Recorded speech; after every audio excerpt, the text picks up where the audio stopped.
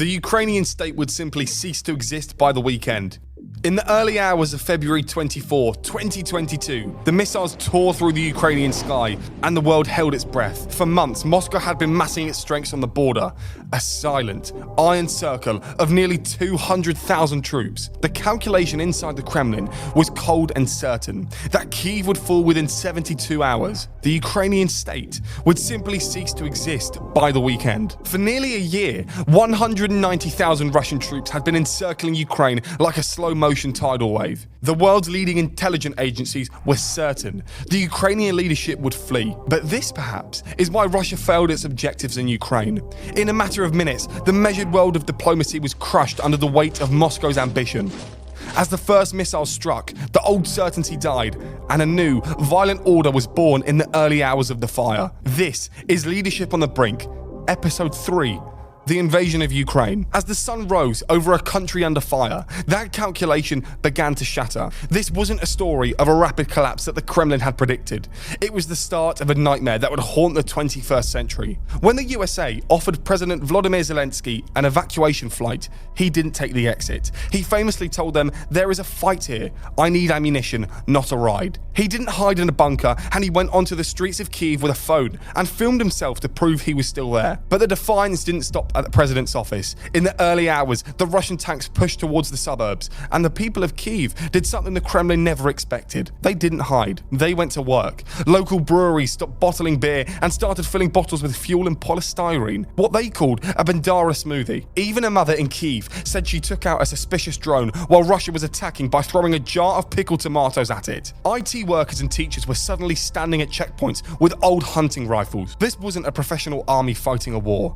It was an entire capital city turning in on itself into a human hedge, a living wall that Moscow simply hadn't factored into its 72-hour plan. The Kremlin had prepared to fight a government, but they found themselves fighting a population. We must first understand the Russian plan. According to a landmark study by Collins and Spencer 2025 for the Modern War Institute at West Point, the Battle of Kyiv was designed as a rapid decapitation strike. The goal was simple: to seize Antov Airport and Homostal, just 15 minutes from the capital. Once the airport was secure, elite Russian airborne forces known as the VDV would fly in by the thousands. They would drive straight to Kyiv, seize the government quarter, and force President Volodymyr Zelenskyy to surrender at gunpoint. It was a bold, complex plan, relied 100% on speed and shock. But this is where centralized leadership met a distributed defense. The Russian command structure was built on top-down rigid orders. In contrast, the Modern War Institute details how the Ukrainian defense forces, often in small units separated from their command, exercised and decentralized their initiative. When the Russian elite forces arrived at Antov, they didn't meet a retreating army.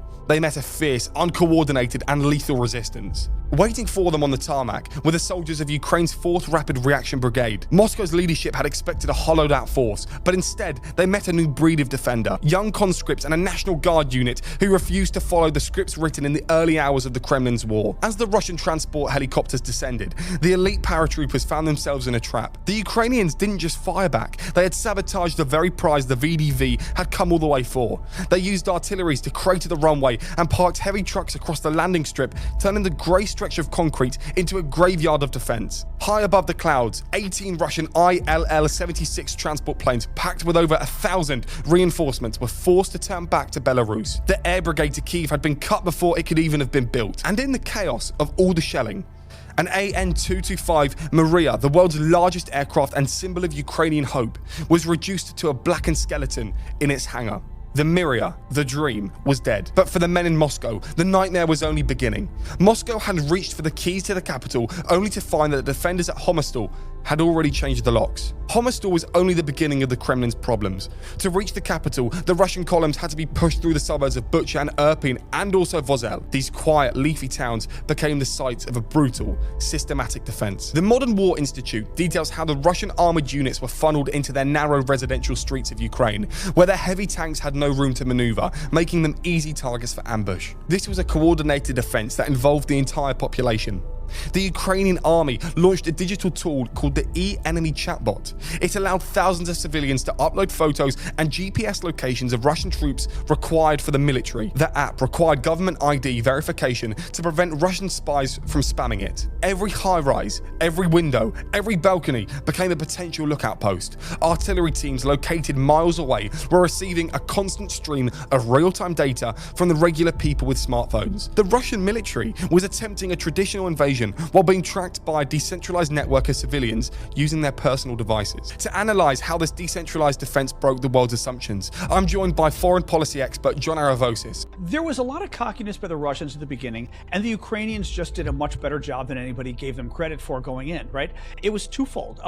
Remember, there are a couple different things going on. Remember, the Russians had their crazy logistic lines. They were bringing in like the troops and the trucks with the fuel and the food and the weapons and everything.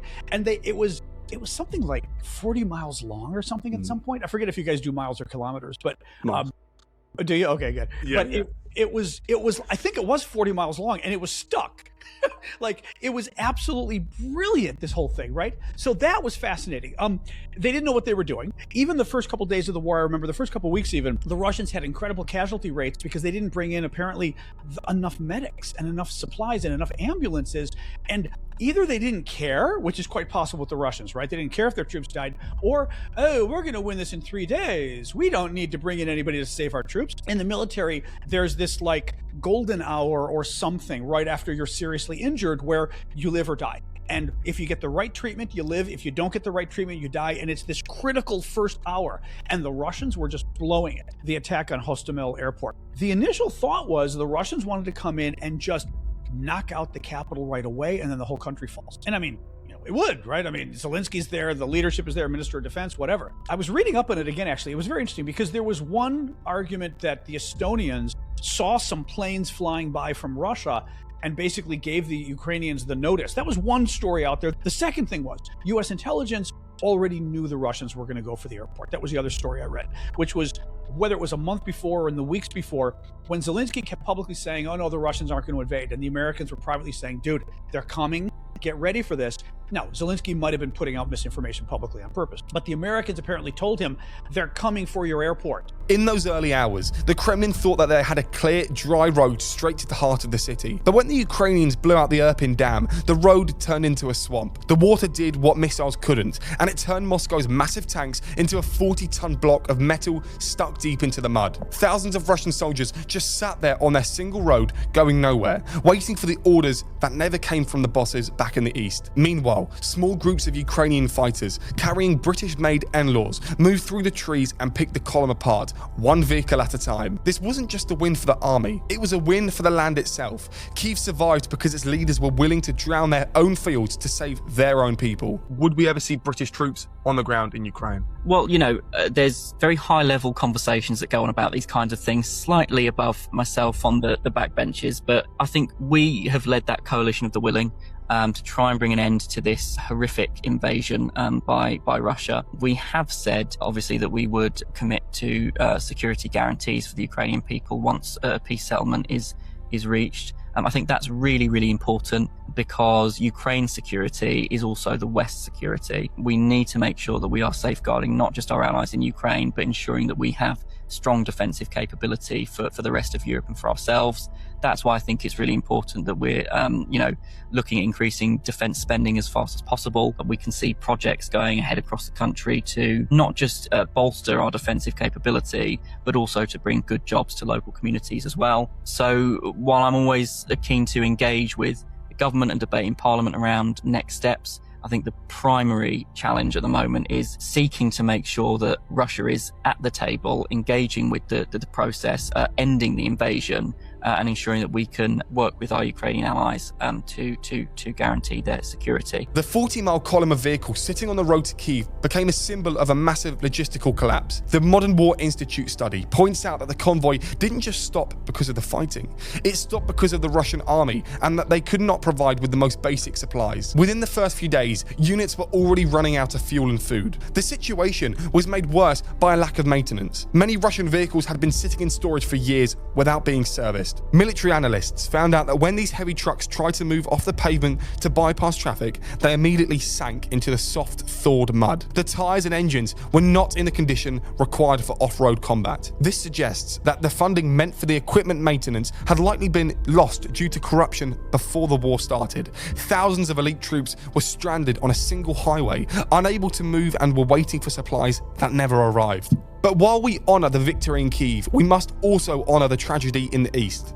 As the Battle of Kyiv ended, the siege of Mariupol began. This wasn't an urban warfare, it was the total erasure of a modern European city. In a thorough report for Forbes, OCAB 2024 documents that this siege wasn't about capturing ground, it was about creating a human catastrophe.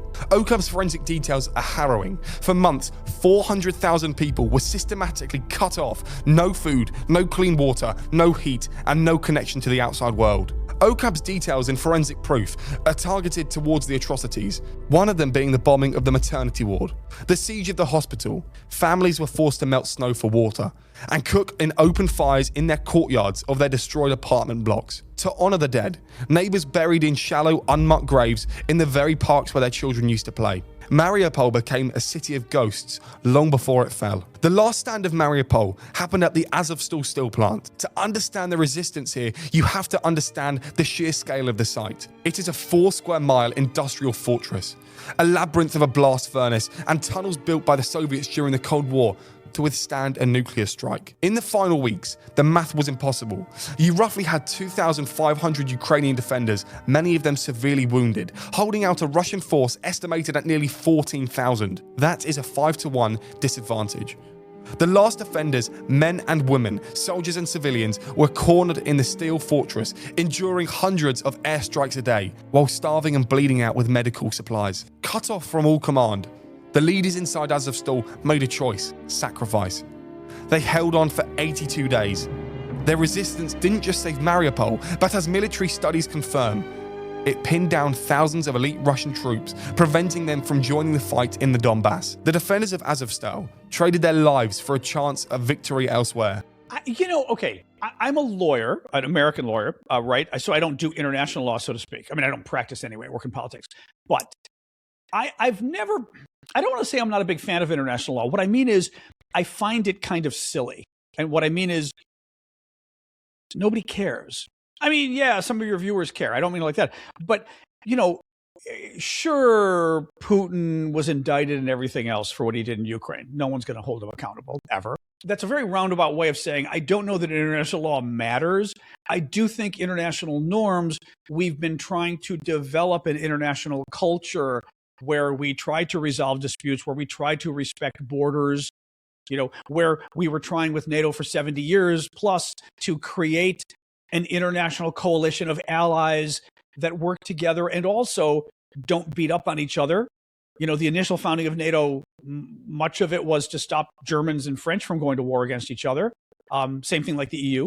Yeah. In the early days, but now looking on to now, can Ukraine still afford this war, even potentially without America's support? They've clearly done much better than we thought they would do in terms of the Americans cutting them off. Now, Trump is still, maybe, selling weapons to Europe that Europe is then giving to Ukraine. There's talk now of that being cut off so that he can use those weapons for the Middle East because, things got harder than we thought. They'd be invading Iran.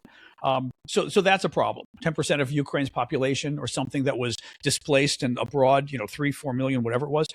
Those people aren't working, or they're not sending taxes, or part of your country's occupied. Your factories are being blown up. All of that is taxable income that's not coming in, right? A factory blows up, it's not paying taxes. Kyiv and Mariupol are only two halves of the same forensic puzzle. One shows how distributed, decentralized leadership can achieve the impossible. The other shows how centralized, brutalist leadership can achieve total, apocalyptic erasure. Goliath had a plan for victory, but David realized that the only thing stronger than an invading force is an urban fortress built from the bodies and souls of its citizens.